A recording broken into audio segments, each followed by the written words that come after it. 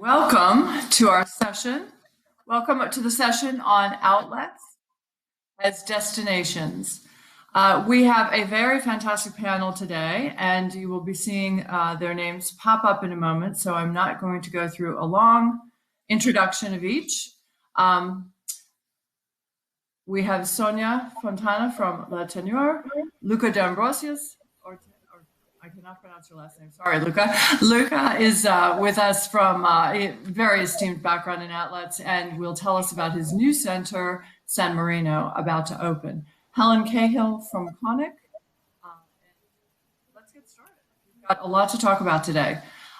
One of the things we're seeing around the globe is outlet centers reopening after COVID lockdowns in most locations. And we are finding a robust recovery overall.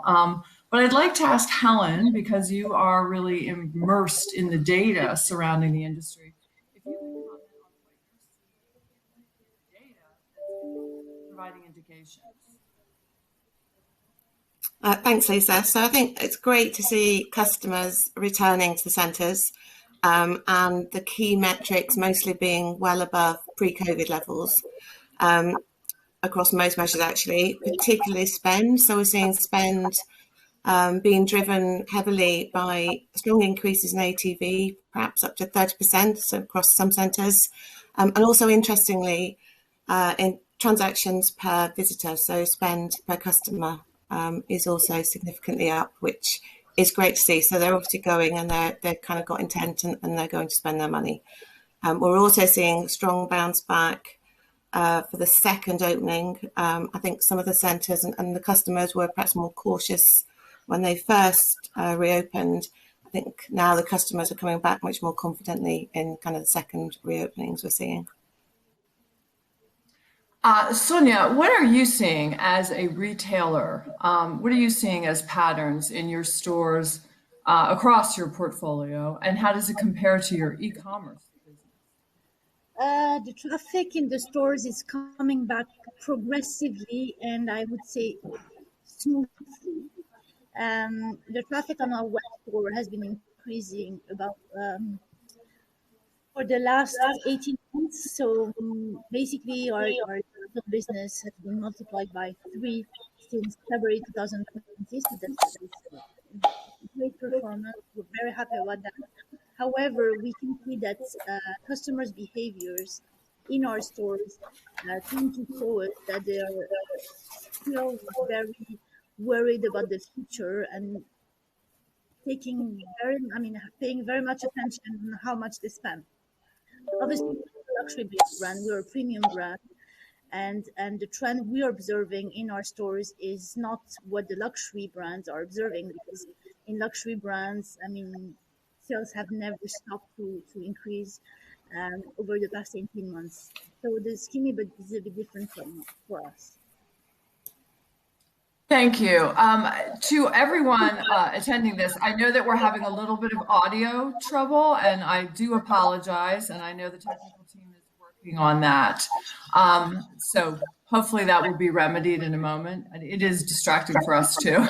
I do want to remind the audience that you can send through questions to the panel, and they will come in through the Q&A box, and we will likely answer those as we get toward the conclusion. But please do ask questions. I know that you probably have many, and this is the perfect group to ask them of.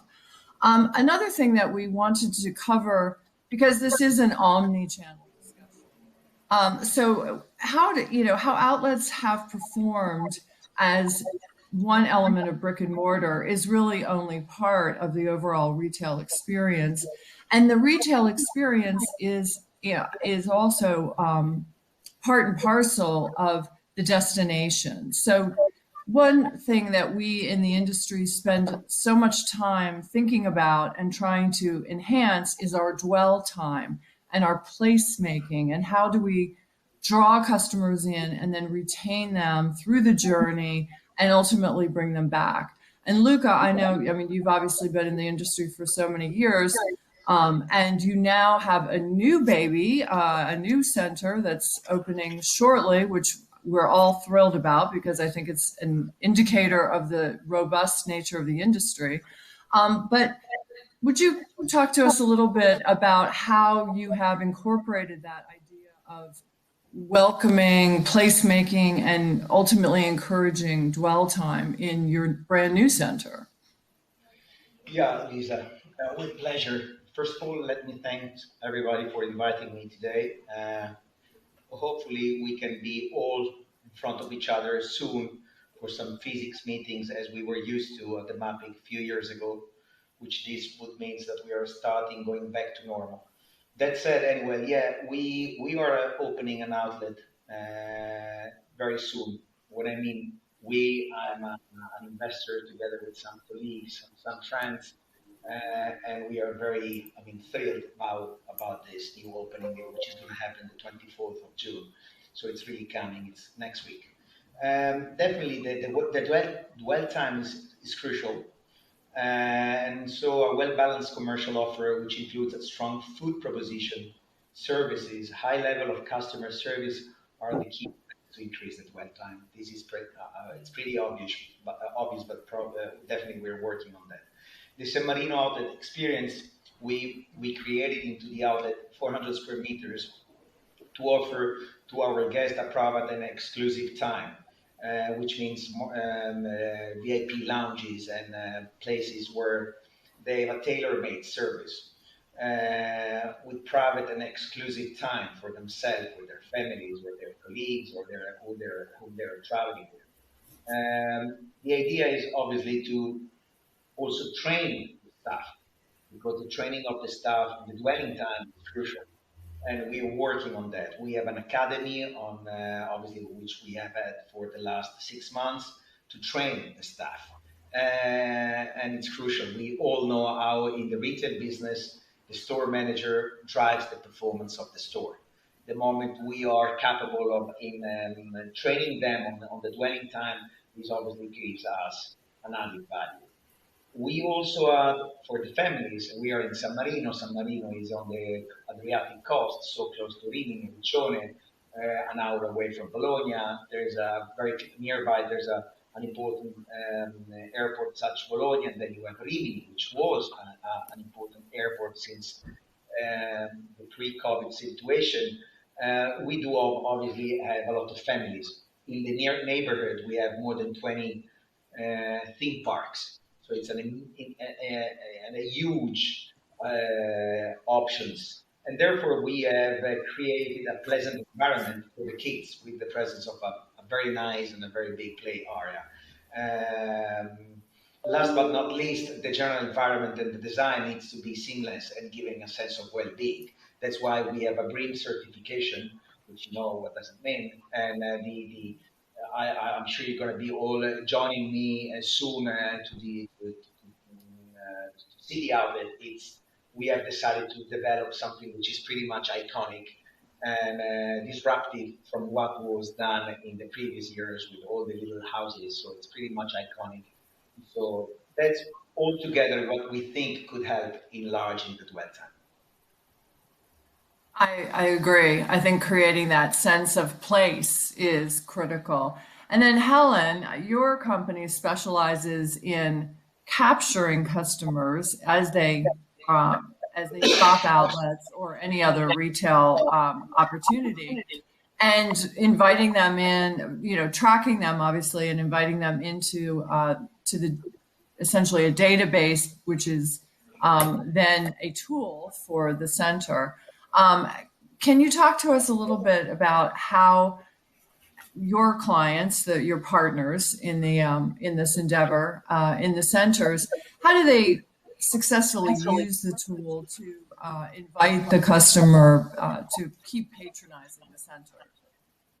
Yeah, so at CONIQ, we very much work with our clients to kind of really understand the behaviours of the new and the returning customers, and really understanding how we can make the comms and the offers more relevant to them, be that through their behaviours, their shopping frequency, or their brand or even category preferences, so that personalisation is key, and you can really kind of get really targeted and make it as relevant as possible for them, which obviously increases their likelihood of visiting more brands and increasing spend. We've also started using our geo-marketing tool with our clients, which really enables you to actually communicate with the shoppers kind of pre, during and post the visit. So not just actually as they've done their first transaction, but really tempting them into the centre and then sending them really personalised and relevant messages actually when they're in centre. So changing the behaviour, whether it be, as Luca said, very much sort of, it may be a transactional offer, but even better if it's an experiential one, so the VIP lounge or whatever else it may be that is relevant for that customer or that segment that they fall in. So kind of we're finding that those really relevant and personalised offers are kind of the way to increase that dwell time. And that's really the nature of this idea of technology and in-person linking to create the customer loyalty that we need to keep these centers vital in the long run. Sonia, you as a retailer have had a unique year. Well, we've all had a unique year, but as a retailer, you saw your customers switch to really an e-commerce platform if you were having a customer, right? And what I'm curious to hear is, did that e-commerce customer migrate over to in-person shopping once the countries were open? And I understand that's very staggered and we don't really have a complete picture because not everything's open fully, but what are you seeing? Do you think that there is a real, a strong tie-in and relationship? The relationship is not that strong because we can see that only 14% of our customers are cross-channel customers, which means that 86% of our customers are either a client of the e-commerce or brick and mortar clients. So that's something we've observed. It might be because our brand is very much rejuvenating and it's becoming more and more premium. So we observe many different trends into customer behaviors. We have the customers that are buying usually online buy smaller goods, cheaper pieces, whereas the customers that are buying in our stores tend to buy larger pieces and it's more expensive. Oh, that's an interesting observation. So obviously some bits of intelligence there that could be used to to increase that customer migration from e-commerce, because certainly if they're spending more when they're in person, you want them in person. And that's something that we're observing around the globe, is that the outlet customer is spending more as they come to the center, as they sort of come out of this hibernation period. Here in the US, we're certainly seeing it across North America. One thing that we aren't seeing is the long haul traveler. And that is coming as a bit of a shock for many centers that were very reliant on that long haul customer coming from, across borders. What is the outlook, do you think, or what is the experience, perhaps more accurately, to modify your customer targeting in order to compensate for those? And I can start with a small anecdote. We have a shopping center, an outlet center in Park City, Utah, right at the base of the ski area. And its entire history, that center has had fantastic winter seasons, comprised largely of international tourists coming to ski. Not to say that Americans don't ski there, they do, but obviously people come farther, they tend to spend more. This is the first year in the history of that center that they have had to survive without that customer.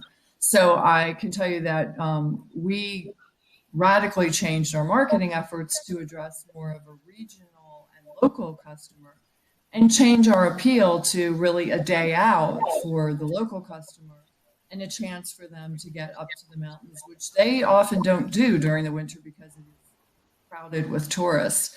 And actually it was quite successful, but it did require a completely different approach. And I'm just wondering if anyone has any viewpoint. I know, Helen, you guys have had at CONIQ have been studying this and seeing what your client partners have been doing and how successful has it been in other markets? Yeah, I mean, obviously, tourists has obviously fallen away a lot this last year and a half, but I think kind of we're now starting to think more about, for this year, certainly with our clients, domestic tourists. So people, like you say, that will travel further within their own country that perhaps wouldn't have shopped some of the centres before, and how can we best incentivise them to come and then to return. And then I think also when tourism does start returning in full with international, I think it's going to be key. You know, we all track the source partners of who's driving a lot of that tourist traffic, and it'd be really interesting to see how that changes when tourism does return, as to are the same partners working as effectively, or actually is the mix changing, and as you say, is the seasonality changing? So you know, that's definitely one for us to watch in the next the coming months. Well, yes, and seasonality is very interesting because what we've seen in quite a few other locations here in the North America area is that centers located in markets with high numbers of second homeowners that normally only came during the season, whether it was Park City, Utah, or on the other hand, sort of seaside resorts where people came summer and spring, and then it was very quiet in the winter.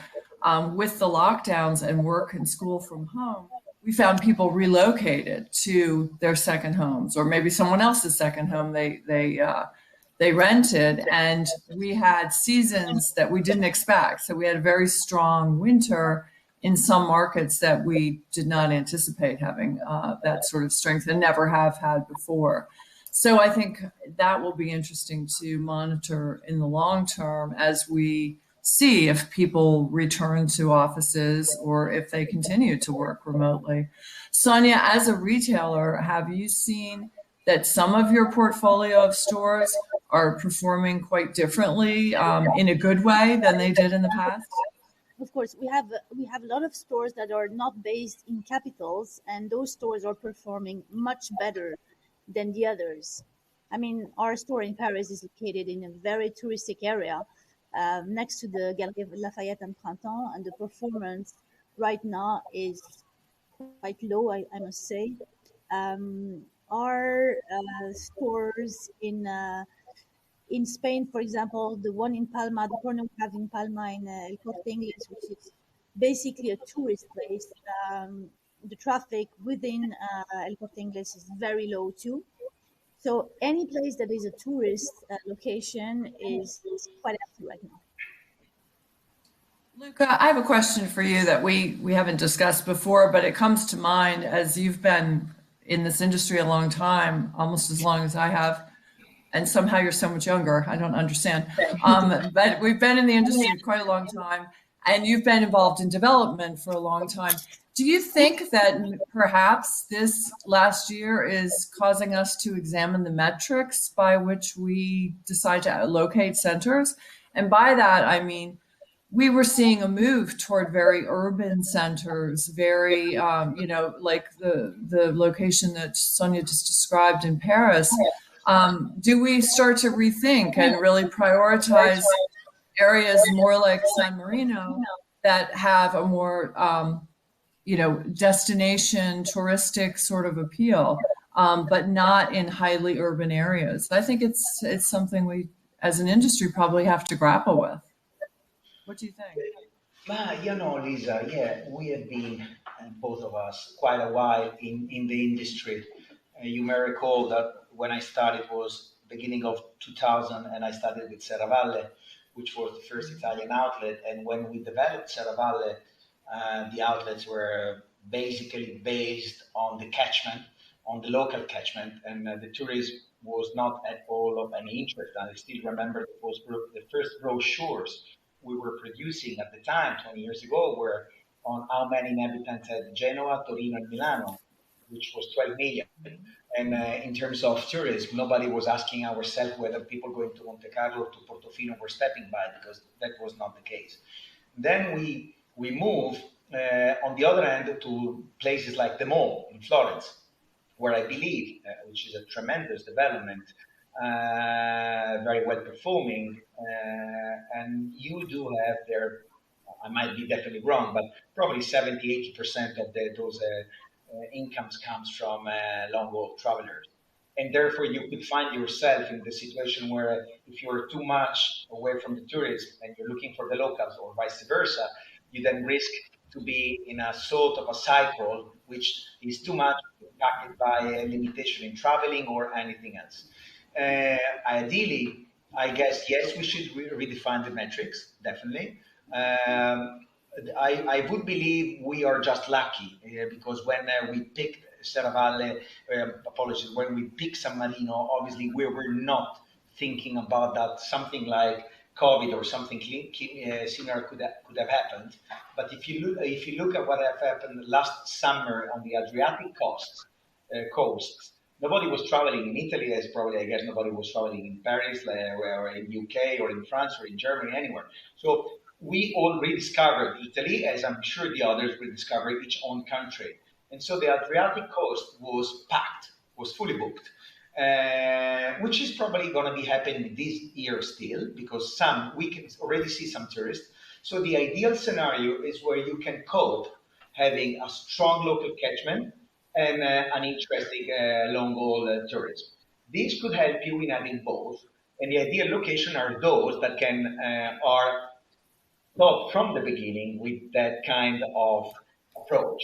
Again, some outlets became, like Serravalle is a typical example, became slowly and slowly from a local to international tourism. The global blue, the VAT refund in Serravalle is very high, which means they were able to drag and attract a lot of customers. And then we have many other examples. So yes, let's have a look at the matrix. And going forward in the future, I would definitely try to be looking at locations which are not 100% based on long-haul tourism. Yes, I think that's going to be a really valuable lesson that we have learned from this experience is balance, and not to be completely dependent almost on one sort of customer or another. And that also comes into play in retaining a core customer. And Helen, obviously, a lot of the tools that that CONIQ provides are all toward customer retention and, as you said, personalization. And I think we're going to see more and more of an emphasis on that personalization of our offer. Obviously, that's been a hallmark of e-commerce, that the AI allows every retailer that you've ever visited online to target you with retargeting messaging. I think this also brings the question of the tenant population. Do we see new brands coming into the industry? I can tell you in the North American markets, which is where I've been restricted to lately, we are seeing some activity among brands that have been either dormant for a while and haven't opened anything lately, having more interest. And there are some brands that have been hesitating in the past about the outlet industry, have now observed and heard the statistics of the huge increases in traffic and, more importantly, sales in the centers that have been able to reopen. And we feel that there's going to be a movement toward more brands migrating into the industry. But Sonia, you are in the industry, you are a retailer. I mean, are you seeing that there's a little more in your outlet channel now, a little more focus in that channel? Sorry, I didn't hear half of your question. So are you seeing, is there more focus on the outlet channel within your company among all the other distribution means that your brand has? There is a higher focus right now on the outlet channel, mainly because as we grow, we're going to have to target much better and make sure we are not running out of stock. And for that purpose, we're starting to order more, let's say, before we used to order 120 in order to sell 100 or to target selling 100. And today we're ordering 135 to target selling 100, which means that obviously there would be a larger part of leftover stock, which means we have to look for more locations in outlets, that's for sure. And also because the second reason is the fact that, as I said before, customers are very careful in our business, I would say, on how much money they spend and on the value for money. And because we're long-lasting brands and people know TANNEUR very much for its quality, we think our customer is also very much focused on outlets where they can find good prices on top of having very high quality and high value for money.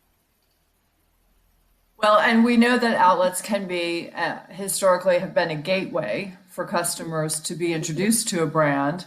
And we've seen some very good data from, around the globe on that, that actually outlets introduce many brands to a customer. And then a large percentage of those customers, we've seen numbers of 34% here in the US of those customers introduced via outlet then migrate to buying the brand in other means, be it e-commerce or full price or department stores. So it is a great way to introduce a brand. Luca, you've just been immersed in the letting process or overseeing the letting process for your San Marino project. Can you share with us your experience, and have you been able to get in front of brands that perhaps haven't, in the past been as active in the industry? Or really, what's it like out there leasing a new center in Italy these days? It has been tough. We started obviously before the pandemic, and therefore we had the chance. Let's put it this way.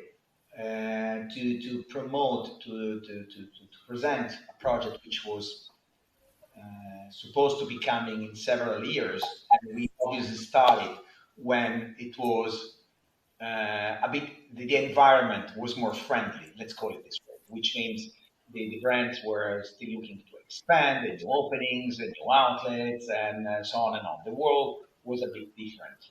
We all know that. Today and during the pandemic, it's been very tough. It's been very tough because most of the brands were panicking, were worried, concerned. The first reaction in many occasions were, let's stop taking any decision, let's stop any new opening, whether it was outlet, whether it was full price, whether it was anything. Plus, the performance were very low because, obviously the shopping centers, the outlet malls, the department stores, don't forget the airports. The airports are crucial for the business of certain luxury to prime companies were closed. So it has been pretty much tough. The good news is I always tend to see the half full glass. The good news is that we have been developing and letting constantly. We head down with a lot of passion, and we were able to secure some brands, which we all know, those attending this conference, that are game changers. Which means we were able to secure Prada and Dolce & Gabbana, and when you have them along with the process of the development and of the letting activity, this makes your life much easier. Because they are big brands, big volumes of partners, because they tend to be not joining the day one, but usually the day two. So if you have them along, it helps you in the letting activity. So that was the good news. Again, we faced some difficulties for what I said before. We came out, I think, pretty satisfactory. We are happy with the result. In going back to your question about the brands which are joining the outlet malls from scratch, we have seen that. Believe it or not, the interesting part is that catchment of the Adriatic coast is an important catchment, but is not yet fully covered by full price flagship stores. And so they do have corners, they do have multi-brand stores. So they found, some of them believed that being into an outlet nearby that catchment would be ideal to cover that territory. And that's what's happening with some brands. They are deciding to, as a test, as you said before, wait, let's see how is it easier to get in and get out from an outlet. I don't need to take a rent, 6 + 6 years, whatever. So there's one part of brands decided to join us on that end, and others were brand new tenants, tenants that were not thinking about entering into an outlet, but they're looking at that. They start considering them. One of them, unfortunately, I can't make the name right now. It's going to be probably announced in 10 days from today. It's a North American brand, which that I know is not in any outlet at the moment, and they're joining us. And we are signing in the coming days, which is a good news because they said we've never been into an outlet. We should be in an outlet, and we were lucky enough for us to be considering to join somebody. On the other hand, we have a brand which is called Fessura, which is an amazing design, sneakers, ecologist, a brand new brand that has decided to join with a personal contact. Again, this helps. And they thought, let's try the outlets. And so they are starting understanding that getting into an outlet can, again, and makes everything as a test. They can be easily known to a larger environment of customers. And so, yes, I have to say that the outlet moving forward are going to be supporting new brands to join to the market. Yes, I think we can even see them as an incubator in a way. We have some brands here in our centers that we are incubating to see how they do, and ultimately they can be opened in multiple markets. So I think it is a great environment for that because it is one of the few brick and mortar opportunities these days that I think developers are working in partnership always with their brands and their retailers to make it a successful undertaking. And I think as an industry, I think we can be proud of ourselves that we've been fairly progressive in incorporating technologies like CONIQ to monitor, track, and personalize the experience and have actually robust customer retention models in many of the centers in the industry as opposed to traditional retail, which has been a little less attuned to that. We do have just a little bit of time left, but I promised that everyone would have a chance to answer one sort of, I guess, philosophical question, which is in your business life this year, what is the one biggest lesson you have learned? Let's start with Helen. Put you on the spot. I suppose this year has just been such a catalyst for change for everybody, and such a transformative year for retail and everybody that works kind of in the industry. And it's really kind of been very much about understanding and adapting quickly, which the customer's done, and the kind of the retailers and the centres absolutely have following, and they need to keep up with the customers in terms of really knowing what the customers are looking for and delivering to that and responding to their changing in behaviour. I suppose that's the key thing, is just keeping one step ahead of the customer and making sure we're serving to their needs, both on a transactional level, but coming back to this experiential side as well, across whichever channel they decide to shop in. They want to be seen as one customer. That's an important takeaway. Sonia, do you have a comment on that? I don't have a particular comment on that, but to answer the question that has been asked a few minutes. Yes, on the question. When it comes to digitalization and the client experience, I do think that today outlets have to adapt and to propose a digital service and the way to shop in an outlet without having to go to the outlet. This has been done, for example, by value retail when we were completely locked down. Brands were calling or texting their clients, proposing to have a virtual tour of their stores in the outlets and in order to the clients to be able to shop without having to go to the outlet. And I think that customers have become both lazy and also reluctant to move from a place to the other, particularly when it comes to shopping. So I think this trend has to continue. And brands that I think will be successful will be the ones that will be able to adapt to the new customer behavior when it comes to shopping. Well, I'm hearing a consistent theme, adaptation. Luca, do you want to have the last word on that question? Yeah, but I like the question you about what we have learned, which because and luckily you said at the end on the business life. I was worried that that was on a personal. On a business life, I am more relaxed because on a personal life, I would have probably need more than 10 minutes left. But no, adapting what Helen said is crucial. In few words, because I believe we are at the end of this session, is nothing is granted. Consistency is fundamental.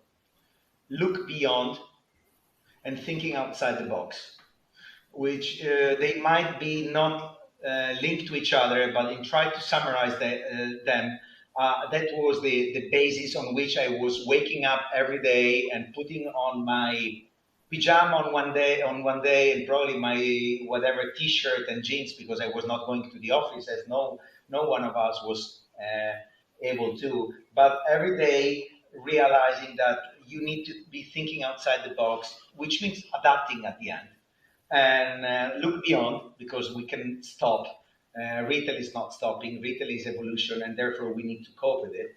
And so it has been a lessons which we all had to take, even if I have to admit I would have preferred not to go through this month.